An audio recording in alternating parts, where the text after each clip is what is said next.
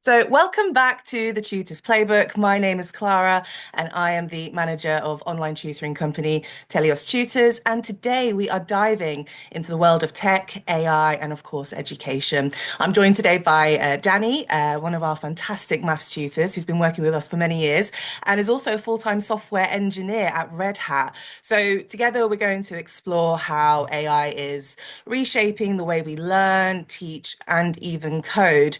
And as you're listening, I want you all to think about these different points. Can AI really personalize learning better than a human tutor? Should students be using AI for homework, or is that crossing the line a bit? And how can we, as educators, use AI without losing what makes teaching human? So, welcome, Danny. Welcome back again.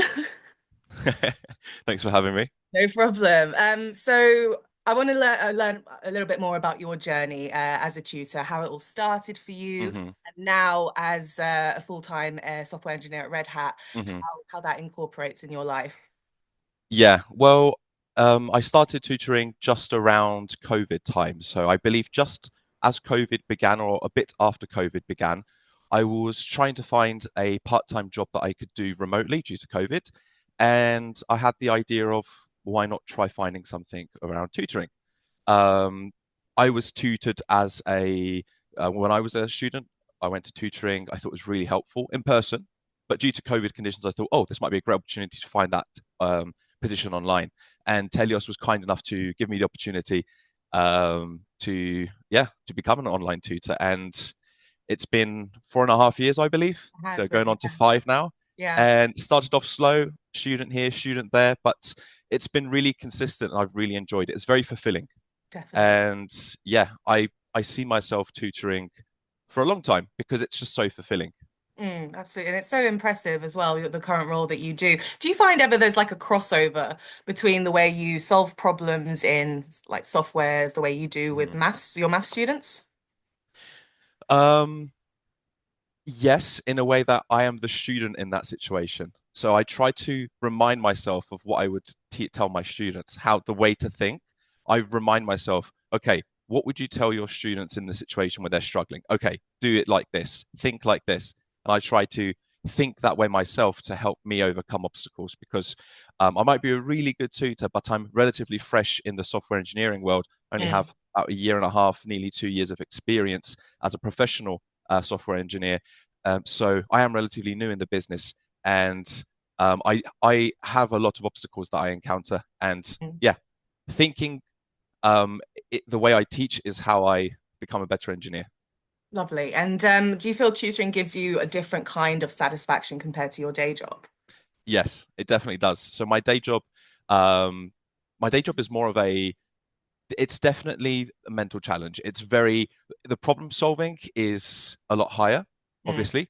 Um, and that really well, it really helps me with uh, it makes me feel satisfied in terms of, okay, I am doing enough in terms of learning, in terms of pushing my mental capabilities.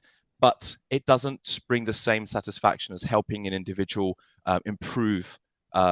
Yeah, for example, I teach maths. So by teaching maths, I see how the students even become more confident Mm. as people because a lot of my students, um, maybe maths is not their strong suit. Maybe they prefer um, other topics. They prefer the arts or classics. They're not really into maths. And I try to show them the beauty of maths. You don't need to become a mathematician to enjoy maths.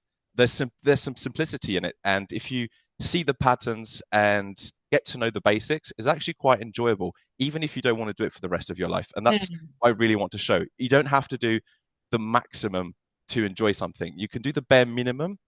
There is a minimum amount of effort you can put in where you still enjoy it. And that's what I try to show my students. Definitely. Absolutely. It's more the case of inspiring your students as opposed to just sitting in it for an hour and lecturing them, which they get enough of Mhm. at school anyway. So definitely to inspire them all. That's wonderful. So what exactly does your role at Red Hat involve? And has AI changed things in the software world? Yeah. So my role, I am an infrastructure engineer. So I work on OpenShift, which is a distribution of Kubernetes. So that's a lot of big words, but it's basically the backbone of big systems like banking systems or big companies where they host all of their online, all their websites, all their internal tooling. Kubernetes is the backbone. So I work on that. It's behind the scenes. You won't see it in your day to day, which is good. If everything's working normally in your day to day life, it means that we're doing a good job. Yeah. So it doesn't bring me that fulfillment as tutoring does because I don't see the change from my work. I see. But tutoring is quite the opposite. I can see the change day by day as my students are able to solve questions and understand concepts they didn't maybe a week ago or even at the beginning of the session. So I yeah, see. it's I, good balance. that's interesting. But I've heard about tools like Copilot, for instance, Yep. helping coders. Does it actually save you time, or does it create even more confusion? I think it really depends on how you use it and your expectations of the tool. Because as it says, it's a tool, it's not a replacement. You wouldn't expect your screwdriver to do more than be able to screw. And that's basically how you should see Copilot or any other tool along those lines is, okay, it's a tool that I can use to be more efficient. I can go back and forth, maybe talk about an idea with it, because maybe my colleagues are busy at this current time, but it's not going to replace my effort of actually coding. Now, you can ask it to create a big amount of code for you, Mm. uh, create a copycat of a or create a to-do list or a copycat of Zoom or anything, and it will try to do something along those lines. But good luck debugging it because there's so much content to it. But if you break a problem down into a smaller problem and say, I need help understanding or create this little function, this little bit of code that does this certain thing, it's quite good at Mm. doing that. And you mentioned Copilot. Recently, they've added the ability for it to have access to your whole code base, meaning it has access to all the files, all the code that you're working on. So Mm. it has the context, which is a really big leg up to previously where it didn't. You had to kind of copy paste your code, say, okay, this code does this, it then goes over here and does this, and you just had to paste all of it into Copilot, I and see. it kind of had to assume the solution. But now it understands your code fully or quite well, depending on how big your code base is. And you could ask it, okay, I need to make a change. I'm not really sure where to begin looking. Can you help me? And it will say, okay, well, this function is probably a good place to begin. So it's really, really useful. But I wouldn't say it's mandatory, but it Mm. definitely, for me personally, being relatively new, only 2 years of professional experience, it has been useful when increasing my efficiency. Right, and absolutely, and I think with AI, just relying on it completely causes risks anyway. So, Yeah. so bearing that in mind, but what advice would you give out to junior developers, as you've had those 2 years of experience about learning good coding habits, hmm or when tools, when where to search for them? How what advice would you give? hmm Well, I think it's still really important to learn a coding language, first of all. Make sure you understand it. That could be from an online course like Udemy, really, really useful courses. It could be from a book. I know that I did. I'm even currently increasing my knowledge of Kubernetes, which is what I work on through a book. So you can always go back to books. There are some useful ones, but really learn a coding language, some language you feel comfortable with. Nowadays, a lot of people love Python because it's the way you write it is quite simple. It's how you think. The way you would say something is how you write it, which is really useful. And that's a great starting place. And then you can branch off from there. I started, for example, learning C in university, and then it branched off, and now I know a bunch of different languages because they each have their own purpose. Understood. Okay. Well, now So yeah, transition. the advice would be definitely learn a language Yeah. without the use of needing tools to autocomplete your code. You need to understand the basic syntax or yeah, and be able to write your own code before you can use tools to enhance your ability. Because I that's what they're there for, to enhance, not replace. I see. Well, very similar to what we're talking about with AI in general. It's there to enhance and not replace. And Exactly. transition that into education. From your experience, how is AI impacting education right now? Have you noticed with hmm any of the students or in general? hmm Personally, I haven't noticed much. Sadly, if I worked in a school Mm. or were around people more that go to school in my close family, I Mm, probably would know a bit more. But I assume students um, will be using all these tools like ChatGPT and other large language models to assist them in their day-to-day homework and mm, even for research or even asking those silly questions, the questions that they think are silly, they don't want to ask in class in front of everyone. So there's mm, definitely an upside to it. I ask a lot of questions to LLMs. It doesn't have to be ChatGPT or Copilot, but I ask a lot of questions that I wouldn't ask my colleagues. So I feel like, oh, maybe that's a bit too silly. mm. And where before I would just have that gap in my knowledge, now I ask that question and I actually understand it and I didn't feel embarrassed about it. That's a good point, actually. I didn't think of it like that for students who may be struggling with putting their hands up in class or getting involved, and but Yeah. want to find out something to help them with their studies to simply ask ChatGPT. So I guess in that sense, there's that benefit for those who are a little bit more introvert, but Mhm. it's there's that risk of students using it as a crutch as well. Do you think that there's a Yeah. possibility of using it as a crutch? Yeah. Well, I think if I was a student when ChatGPT existed or the equivalent, I would definitely be abusing it and using it way too much so I can spend a lot more time playing video games or spending time with my friends. Sure. And yeah, I'd probably be getting good grades or above average, but I don't think I would understand things um, as well as I did. And that's definitely something that parents need to be aware of and schools need Mhm. to be aware of. I do believe there should be parental controls Yes, put in place and regulations passed, especially in Europe, where Europe is really good at passing regulations that really help people. So I would be happy to see some regulation in terms of parental control or an age restriction for these large language models, that's so also a very students good don't point. use them too Yeah. much. That's also a very good point. As I can imagine, say for like an essay-based subject, a teacher marking someone's work, always in the back of their head, is this really Hmm. their work or is it ChatGPT? Obviously, you can see the Yeah. students' actual skills in the classroom, and Hmm. then the difference from coming doing homework at home, for example. It's just and just finding that balance of Yeah. how much do we use in order to really define how much we're progressing. But in your lessons, have you ever recommended an AI tool to help with like revision, for example? I honestly haven't Mm, because my main issue with using any AI tool for math specifically, I can't speak on other subjects, but for math specifically, is that if you ask it 5 times to help you with a certain topic, mm, especially if the topic is complex enough, it will give you 5 different approaches to solve that topic. And that's not really good if you're trying to learn mm, because when you're first introduced to a topic, you want to learn one way of solving that topic or approaching that topic and learn it really, really well before you can branch off and even think of learning a second method. Or mm. is it even worth it? When there's so many math topics, what's the point of learning 3 different ways to do the same question? If you can use one method that covers 100% of the questions you will encounter. So it's about efficiency as well. And I feel like the tools, they don't take that into account. Mm. It's, here's the question, help me solve it. It will help you, and you will probably understand the approach it recommended. But next time you give it another question, it will use a different approach, and Yeah. you're wasting a lot of uh, brain capacity of remembering all these different approaches, or even creating wrong patterns. Like, oh, this type of question solved this way, this type of question solved another way because ChatGPT did it differently. When in Mm. reality, it just used a different approach just because you didn't limit it to a certain method. It is So fast. I think there's dangers in using those tools, especially for students that are first learning a topic. It's really good at generating questions. I use it for generating questions from time to time. Mm. As you know, exam past paper questions are very limited, Yes. right? Mm. For example, in the UK, the curriculum was updated in 2017. So that's not that many years of past papers that Mm. I can go back to and use. I could use older papers, but I need to go through them and make sure they're up to standard with the current Sure. curriculum.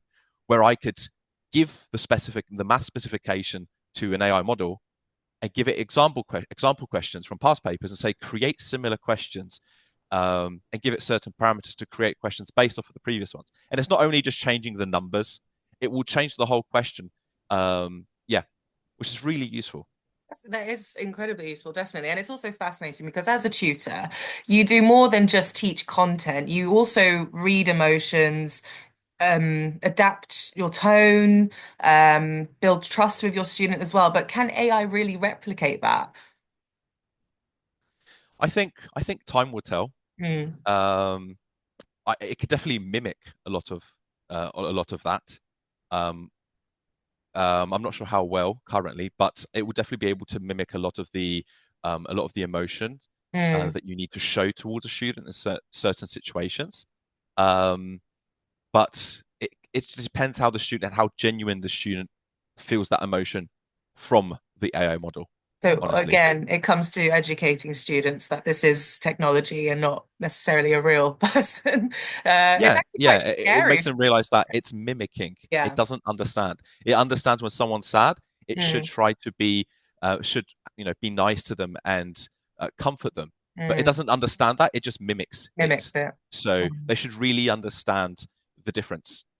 It's so evolving so rapidly, and like Hmm. looking ahead, how is AI evolving? Like say 5 to 10 years in the education space. Hmm. I Where do think it's really hard to say. I don't you? think we should be worried about where it's going in terms of how advanced it would be, but more along the lines as, okay, will governments, will schools actually use these tools? What does that look like? Will they implement any AI models that have been specifically taught to teach in a certain way, with certain safety features around it? You don't want students using these models or asking them things that are inappropriate. Add more safety to it, more guards to them, these models. And will they implement them in school? For Yeah. example, there might be a room in school where during breaks you could go there and it has the computers, and on those computers, um, there's an application where you can speak to a a teacher friendly or student friendly model that's specifically been made to act like a teacher and ask it those silly questions or for Mm, additional assistance. Because the problem that I've seen in schools and from my own experience being a student, there wasn't enough help, there wasn't enough teachers. And that's not the teacher's fault. It's a funding problem. There's many reasons behind it. I was in my school when I was in Cyprus, when I was in school, there was about 22 to 24 of us in class, which is quite a mm, lot of people. mm. If everyone asks a question, the time's finished. There's no more time in the lesson. It's true. So everyone went to extra lessons. We all went to tutors after school, and I don't think that was bad. And it was quite accepted. It wasn't like I see in the UK a lot of people say, "Oh, you go to tutoring, or your son goes to tutoring. What's wrong? Yeah. Are they not doing well in school?" It's like, no, Mm. they're doing great. But why not do better? Why Yes. not go the extra step, especially if they want to go in further education? Why limit themselves to only understanding A and B when they can go above and beyond? Absolutely, I agree. And we touched upon like schools, are they prepared for this kind of change? I actually saw in the Mhm. news quite recently that countries like China are introducing AI to pre-K students. So that's as little as young as 5 years old, and Mm. having and textbooks are now tablets and it's all AI generated, and you can track the progress of the student through these tablets. And sooner or later, if that's the way it's going, teachers might not be needed in the future. And Mm. that's also an interesting thought. Of course, there will have to be some human element involved, Yeah. but I think I yeah. think the human element should never be replaced, Mm, um, because it's not only about understanding the knowledge, it's a lot more than that. It's school isn't only there to teach you the topics, they're there to mentor you and teach you to become a better human, mm, um, and how to communicate with other people correctly, because that's something that has been getting worse and worse, is people's ability to communicate with each other on a with honesty and even basic things like eye contact. mm, I see that a lot of younger people and students do lack a lot of the social skills, mm. and us going in the direction of let's just use AI to teach and no human interaction. I think that will just make the social abilities of those kids worse, in my opinion. So I think definitely should be used, Mm. but more like different layers. So the first layer would be you have teachers. Second layer, you have these models that you can use to assist you. And if you need additional assistance, you can go to an in-person tutor in addition to the model, because the model you might have access to it 100% of the time. Anytime you need it, it's an app on your phone specifically made for students, and they can ask questions 24/7. You Mm. can't do that with a tutor. You can't just message your tutor anytime, and expect them to come back with an answer as Oh, quick, especially as quickly as a large language model. so But quick. Yeah. definitely there for additional assistance if they're not understanding it or they feel like it's confusing me. As I said earlier, it's giving me all these different approaches. What's Mm, going on? Simplify it for me. So absolutely. I think it should be implemented, but not replace. Absolutely. Learning how to use a tool wisely is a skill in itself. It kind of reminds Hmm. me of learning to drive. You need to know how to steer, even if you're in Hmm. an automatic. So it does it for you, it does the gears for you, but you still need to Hmm. do that. But yeah, I wonder, I just what's one of your unexpected stories about a student who, or fun unexpected fact about one of your students who you've worked with, and any success story that you've had with them? Well, I've had a lot of students that started off not doing too well in maths specifically, might have been doing really well in other topics, um, uh, being around the C to D range in A level, or 4 to 5, or a bit lower, the GCSE level. Mm, And for me, always what makes me really happy is their ability to um, I really enjoy it when it clicks for them, when they realize it's not that bad, it's not that difficult. And that's what I try to show when I teach maths, is that it's not as difficult as it seems. If you mm, understand the topic on a really basic level and you ask yourself these questions for this topic, can you answer these questions? If you can, you solved the topic. You understand it. So using that approach, I've had lots of students, and they have to think that certain way as well. It doesn't work for everyone. With other students, I have different approaches, but this is my most successful approach: is mm, ask yourself questions when you're thinking about a certain topic. And I've had a student that's one of my first students that went from a D in AS, so year 12, and ended with an A star in A level and went to a really good university. And maths was the only topic holding him back at the time. And he became very, very confident, not mm, only in maths, but in the way he just behaved. Because beforehand, it seemed like he realized that he was being defeated by maths on a mm. day to day. And his demeanor, the way he acted, he was just a lot more confident once he understood that that thing that was troubling me is no longer troubling me. He's just a lot happier and a lot more confident. And that's really nice to see. Definitely. That's one of the most rewarding parts It is. It's very rewarding. of being a tutor. So that's lovely to hear. And a lot of students are interested in software engineering that I speak to. Hmm. What would you say is the best way to get started on a career path? Do you think university is essential, or are there other Hmm. routes they can take? Well, the good thing about um, learning to code, well, we need to define that. So, software engineering, there's a lot to it. It's not Mm, only coding, but it's understanding the concepts that you require to create a system, or be able to handle thousands or hundreds of thousands of users, for example. So it's about scalability as well. There's a lot of moving parts to it.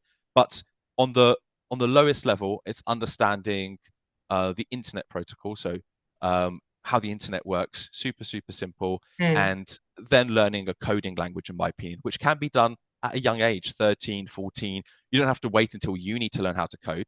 I started learning how to code at uni, not because I thought that's the right time. It's because I didn't expect myself to get a degree in robotics. I thought I would go into mathematics, but I ended up doing robotics. It sounded really fun mm. and cool. And yeah, Yeah. I learned how to code at uni. It did seem really difficult to begin with, and I did get stuck a lot. But through making a lot of mistakes, I realized that the best approach to getting into software engineering is try and learn a coding language like Python or JavaScript, which are very beginner friendly, I Yeah. would say, and understand the language and start with the basics, and then try to make something that you want to make, something you find fun, a little side project. And using all these tools, all these models nowadays, is so useful to get you started. I know that one of my initial problems when I was starting these little side projects when I was at uni was, how do I structure my project? That's a Mm, really hard thing to do, to make it structure in a certain way where everything will communicate correctly and be separated correctly, the dependency side of things. Um, if I had the tools, it would have been so much easier to start. The start is the hardest part, and it really helps you nowadays. When you use these tools, you can start a project in a matter of minutes or hours if you're a bit more of a beginner, mm. and it starts you off so nicely. It starts off really nice. For example, when I was moving, I needed to find an apartment.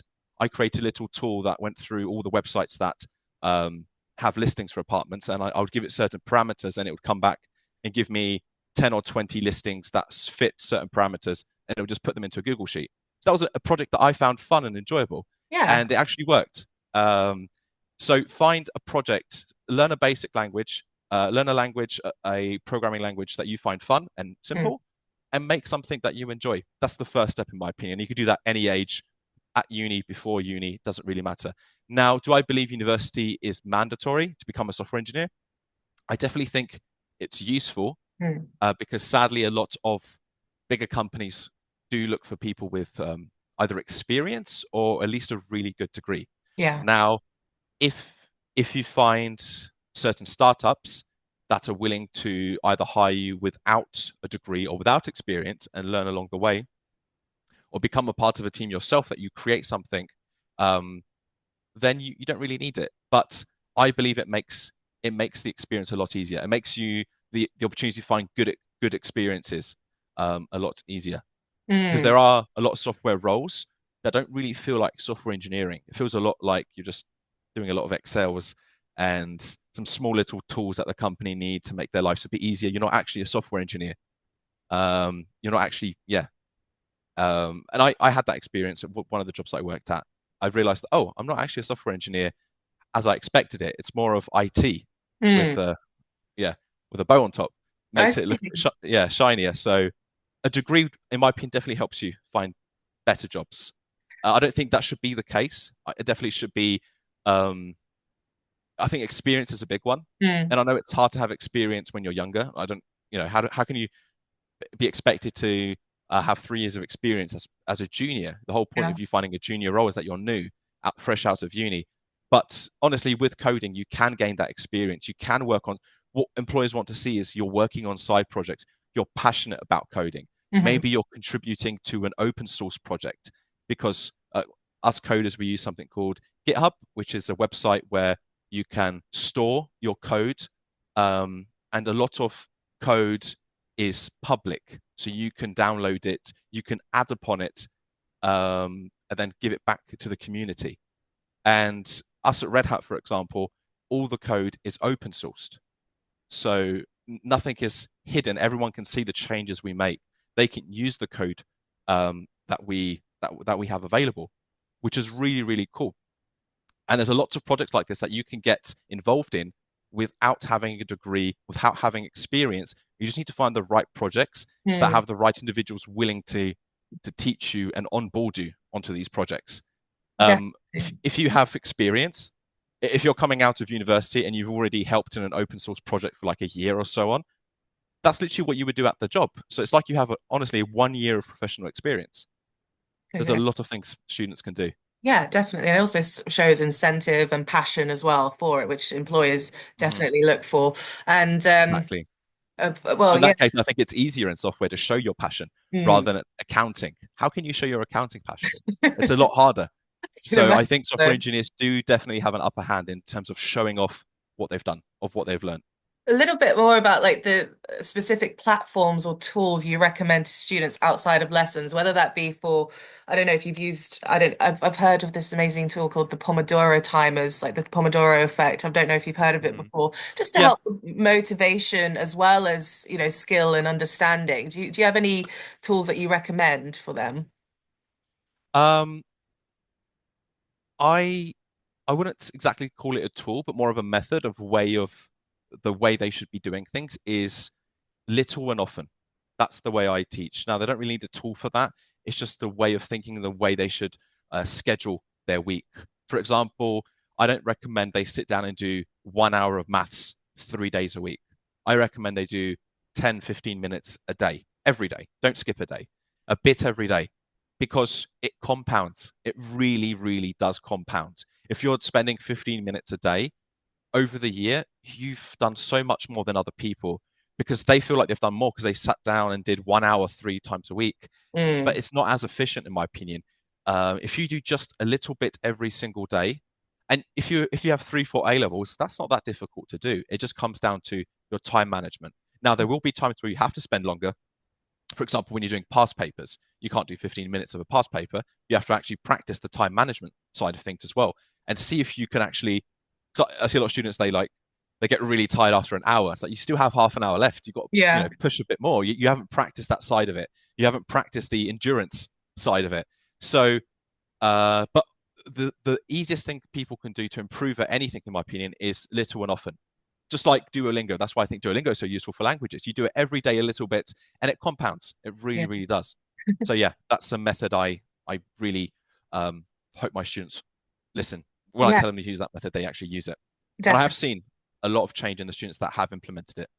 There is also that 5 minute rule thing that I've heard as well, like doing that revision for 5 minutes and then training your brain to want to continue after those 5 minutes. You don't have Hmm. to. It's no pressure on Yeah. you. You don't have to continue after those 5 minutes. Majority of the time, and then you Hmm. build up until that's. So that's really Hmm. wonderful.